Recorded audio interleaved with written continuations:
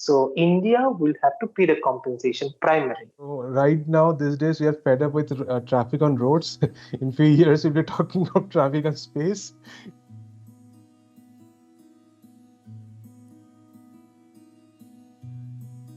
So we belong to the same city, okay, which we realize after joining the same university. So both of us work at the same university. We have Professor Biswanath Gupta with us. He is an associate professor at the prestigious JGLS, Jindal Global Law School. The And fourth country which has shown that we are not like we are also in this race, that is India. India has a right, like India has a right to ask China, you sensed me, so you give me the data. so we have a lot of billionaires who are having a keen interest on space, right? Yes, Elon Musk calls it life, intraplanetary life, right? And there are other notions that he puts out theories. But I want to understand, as an expert in space and space law, what do you think are the primary motives of any commercial entity to venture into space? Do they have any economic interest? And if yes, what are the pros and cons? So in a way, I'm basically asking you, or juxtaposing, saying that what are the pros and cons of capitalism, if I can say that. But yeah, so because they are putting huge amounts of money into this, so it cannot be just about one noble cause. I'm sure there will be some economic interest. And what do you think those are? And given those interests, what do you think will be good or the bad, the pros and cons that come out, that can come out for the society and for the earth? Yeah, I'll divide this answer into two parts. I'll talk about the existing law, international law relating to that, and then I'll talk about the pros and cons and the problem with the commercialization of outer space. I think you all better know that if someone is investing, definitely there are certain economic motive or economic output is there, and the economic output is very real. Like we are using different kind of internet, uh, telephone, mobile, like DTH service, direct to home service, Zomato, Swiggy. Some of these are directly, indirectly connected to this space. Uh, all have certain direct or indirect connections. So definitely there are huge amount of economic potential potentialities there. Because space offers an extraordinary advantage. Uh, like we all know the advantage of geostationary orbit. Like it offers huge amount of uh, economic. Uh, it has a huge amount of economic capabilities. It can like give a huge economic output in terms of telecommunication, GPS data, remote sensing, medicine, health, education, these are the like aspects which has the area of utilization, weather forecasting, deforestation, afforestation, uh, natural resource management, city management, communication management, transportation management, air traffic control. These are the huge area of economic benefit. Now, international law is ex- exactly silent about the commercialization of outer space activities. It says that if any commercialization is happening, the state who is allowing that commercialization, that state is responsible. So there is a principle, Article 6 of outer space activity. It says that the state will authorize and supervise the activities of non-governmental space activities. So it used the phrase non-governmental space activities. It did not use the phrase private space activities because it is in 1967, just the Cold War started. There is an ideological difference between these two blocks. So they were very skeptical, like private, government, non-governmental. So very skeptical about that. So instead of touching very like debated or contesting things, better they used in case of non-governmental space activities, it should be regulated by the states. So Russia was always initially was against, not Russia, USSR was always against like allowing private space entities in the outer space. USSR from the very beginning was in favor that why not private? It will like enhance the technology, allow this space to reach to everyone. So there is an ideological debate. I'm not going to that ideological debate of that time, but finally what they have settled down is that international law for that time is not talk about private space activities, but what they did is that the non-governmental activities, apart from state activities, will be regulated by the launching state. The launching state is basically who is launching that satellite. If India is launching satellite of, or suppose Reliance is launching satellite from India, that India is actually responsible for the activities. So if suppose India launched a satellite and that satellite of Reliance and Reliance satellite collided with American satellite. So America probably will first catch India that this is you're a launching state, so you pay me the compensation. One of the satellites which launched from your territory has actually caused that damage. So India will have to pay the compensation primarily. Then in the national space legislation, there is provision how that thing will be recompensated to India. That I'll come later on, the commercialization part. But there are two mechanisms which international have suggested that launching state is responsible. That is first point. Second is authorization and supervision. Like if you allow someone to do space business in your territory, you give them license. Like you developed a mechanism, give them authorization certificate that yes, this is the private space activities. I'm authorizing that space activities. So in India, there are two space, Digantara and there are two organizations. One is Digantara and Dhruv Space. They are private entities in India. They very recently launched their own satellites. So they have authorized by government of India. License is given to them, and their activity is continuously monitored by India, government of India. Here is the ISRO is monitoring that. So there's a commercial wing in India that is called In Space. Very recently, it was established by government of India. That organization is responsible for giving licenses. Like if I want a space business from India, I have to get license from In Space as a government of India organization, and that organization will continuously supervise that thing. So this supervision, authorization, and responsibility, that much only said in the international space law. The rest was governed by the municipal laws. So the, the country which are actually very successful in commercial space activities, they have their own national legislation. Like US have their own national legislation where they have all these kind of provisions like supervision, authorization, liability sharing. Liability sharing is a very important thing. Like suppose India is launching the satellite of Singapore. Singapore entered into a contract with India, and India from Sriharikota launched the satellite of Singapore. Now, suppose a Singaporean satellite, after placing it into the right orbit, uh, it after 1 year, suppose it collided with British satellite. Now the question is, who will pay the compensation? Will India pay the compensation or Singapore will pay the compensation? It is completely a commercial contract between India and Singapore. Now international law, as we are aware, that it says that India will pay the compensation. Launching state will pay the compensation. Apart from that, there is also a provision where it says that procuring state, the state Singapore and India will jointly and severally will pay the compensation if any accident happens. So that is the commercial part of that. This is a state versus state commercial arrangement. But when it comes to the private versus private or private versus state commercial arrangement, it primarily governed by the law of contract or law of municipal legislation. Like in municipal legislation system, there are countries which are actually advancing in space activities, commercial space activities, like Luxembourg. They have like uh, very interesting space law. There is a reason why that country is important.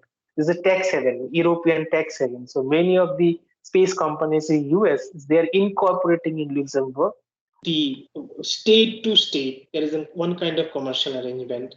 So private to private, private versus private, there is a different kind of arrangement. And private versus state, there is also different kind of arrangement.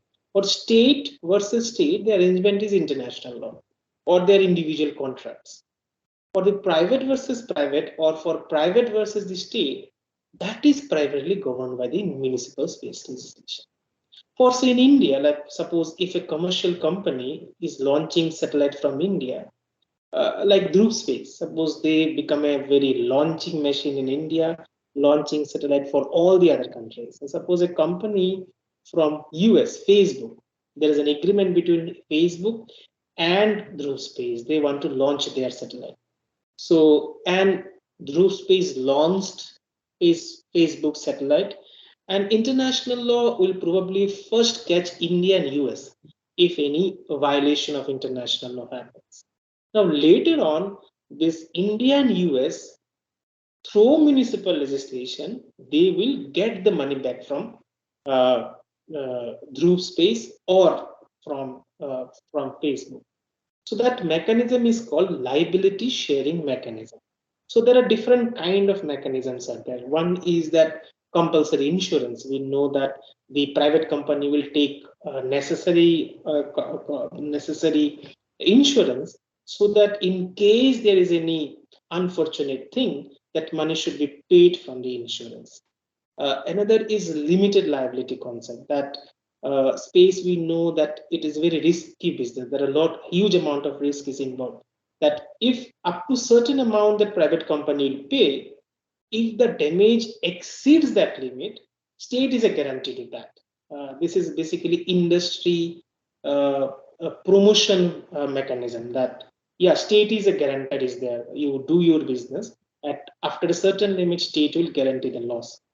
Third is that asset security. The company who is trying to enter into space business, they will do certain asset security, keep certain asset as a security to the government.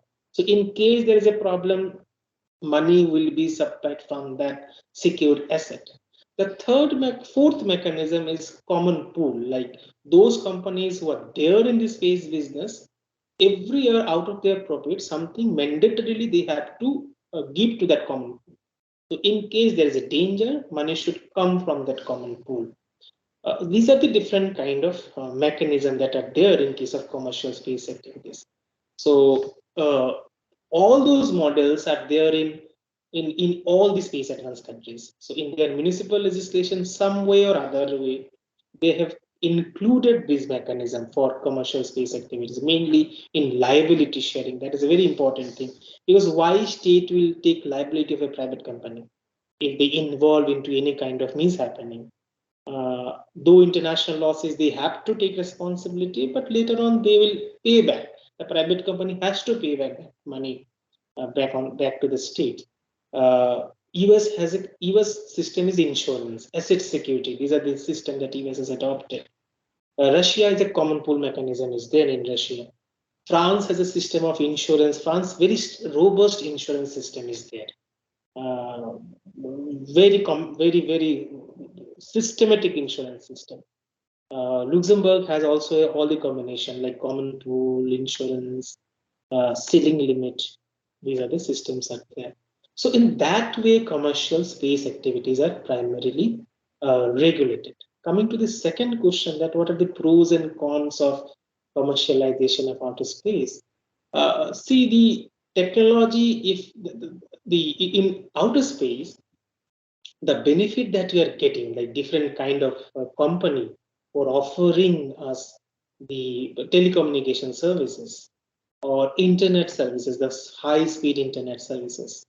Though internet services primarily governed by the submarine cables, but still there is a substantial amount of internet is supplied by the satellites. So these are primarily or the benefit of this kind of technologies. It will be more visible in case we allow certain investment in the outer space. That's for sure. All the state cannot invest that much heavily into the outer space. Or if they invest, those benefits will only reach to those countries who are investing. So if you allow certain private entities for sake of business, at least it will reach to every corner of the world. So, but there are certain problems with the private space activities. One of the problems that Professor George has initially highlighted, the privacy issue, that state cannot guarantee that this private company will be a gentleman, that they are not going to do any harm to our privacy. Second is regarding the military things. So private company, when you allow them, definitely they will sense you for everything. Now, once they're sensing you, what is the guarantee that they're not going to sell their data? Who will take that guarantee? Or the problem is there is no mechanism. If I sell my data, how it will be like proved? Like the nuclear scientist of Pakistan who has sold their data to North Korea. I'm forgetting his name. The Professor Khan, who has sold the data. See, after almost 30-35 years, still Pakistan was not held responsible. Even Mr. Khan was also not held responsible, because this piracy of data, if it is done in this sensitive technology, this is very difficult to locate. The third issue is regarding the space debris. Already space is highly populated. There are huge amount of satellites out there. So if you allow private entities, and if you allow, all the states will going to allow a number of private entities, because this is a business. This is a business race. So like space orbit also has certain limitation. Like how will regulate those traffic in the outer space? That is the issue. And the life of the satellites are primarily 10 years, 15 years, 20 years. So after that thing, satellites are generally abandoned in the outer space. That is creating debris in the outer space. Only you will be surprised to know that only Elon Musk and NASA has the capability of bringing back the satellites. And if you want to bring back that satellite back on Earth, that is still it is not economically viable option. That it is not very good economic model, like business and then bringing back the satellites on Earth. So most of their satellites they are abandoning in the outer space, and that is creating huge amount of debris. So debris is an issue, like a lot of junk. Like it may trigger the accident in the outer space. Suppose I am launching my satellite, it may collide with the satellite junks. Or suppose the countries who has not reached outer space yet, country like Bhutan who has not reached outer space yet. Suppose the time when Bhutan acquired the technology for reaching outer space, by that time you already like junked outer space. So their technology need more efficiency. Like they have to do a lot of mathematics, how to put the satellite into the right orbit. So you are creating more problem for the upcoming space players. They have to develop more sophisticated technologies, or kind of you are creating a kind of hurdle for them. You should not allow to reach outer space. So it is completely contrary to the principle that we have started, that freedom of space exploration. So these are some issues of allowing private space activities. Yeah. Right, wonderful. So right now, these days, we are fed up with traffic on roads. In few years, we'll be talking of traffic on space. We'll have a country saying we are not sending a satellite this month because it's high traffic out there. So anyway, but I guess we are almost on time. It was wonderful, Professor Vishwanath, for this insightful discussion. Professor George, if you have one last question, anything that you might want to ask, and then we can wrap. Yes. One comment. What is stopping Elon Musk or Jeff Bezos from maybe acquiring control of a small island nation, and then because that island nation is all answerable to them, they can carry out all sorts of economic activities launching from that small island nation, right? Something for the future. But before we go, I just wanted you to maybe just touch upon the Artemis Accord, right? The Because that is fairly current. If we could just touch on that, and before we pack up. Yeah, so I'll just try to quickly answer this point as we are like ending the discussion. So Artemis Accord is very interesting accord. Like very recently, it was like advertised by NASA. This is this is a different character. This is not truly international law, but international. I'm not going to the theoretical part of that. But it was initiated by NASA. NASA is approaching all its friendly countries. Please accept this accord and be part of our great Artemis Accord. So that accord is otherwise fine, but that accord is a problem in that accord is that the accord is allowing private property rights in the celestial bodies. As I said, Moon Treaty is a highly unsuccessful treaty. That accord is allowing private rights, property rights in the outer space, mainly on Moon, celestial body like Moon. So suppose if I am investing in outer space, Elon Musk is investing in outer space and mining Moon. So if Elon Musk acquired the technology to bring back those natural resources back on Earth, the proposition is Elon Musk is the owner of those resources. In a way, you are giving sovereignty rights to Elon Musk on the surface of the moon. So that is a very dangerous proposition, uh, which is like happening. Like many of the countries, friendly countries like ESA, European Space Agency has already accepted, Japan accepted, Korea accepted, all the friendly countries have accepted. It is very interesting to note that India, non-allied movement leader, once a leader of non-allied movement, always a great voice of least developed countries. 1972 socialist economy. So that time, and it will be surprised to know that during the time of 1967, we are the countries who advocated that the space for all. Private companies things should be regulated in the outer space. Now back in 2023, because of the changing, I'm not taking position because of the changing circumstances. You're happy to you will be surprised to note that India has signed the Artemis Accord. Prime Minister of India, when he recently visited US, one of the things which was done silently was signing of the Artemis Accord. And the second interesting thing is that within 1 week of signing of Artemis Accord, India has launched the Chandrayaan-3. So I don't know it is a calculated diplomatic step or not. That yeah, we are signing, agreeing what is there in the Artemis Accord. Now we are reaching to Moon. So if all private companies who are interested to reach on celestial bodies and mine, you're welcome from India now. So these are some concerns of Artemis Accord. And Artemis Accord is this giving property rights certainly is contrary to the basic principle of space law. That is 1967 non-appropriation principle, that you cannot extend your sovereignty there. Explore, exploit, but no extension. Yeah. Wow, wonderful, wonderful. So we are on time. This was wonderful, actually. I mean, I got to know, and I'm sure I would got the same emotion of George as well, that this was highly insightful. And those of people will hear this, they'll find this really fascinating because space can have so much of intricacies. Now, but we know you're another area specialized. So you are broad areas international law, but within this, you're also an expert on refugee law as well. So at another point in time, we'd also like to have you back. We'll be only talking about refugee law, right? So, and we have many things, more things to learn from you. But nevertheless, for today, this was wonderful. Thank you so very much for coming in, for making out time on the weekend and coming in. We look forward to hosting you again and another show. And that next time we'll be talking about refugee law.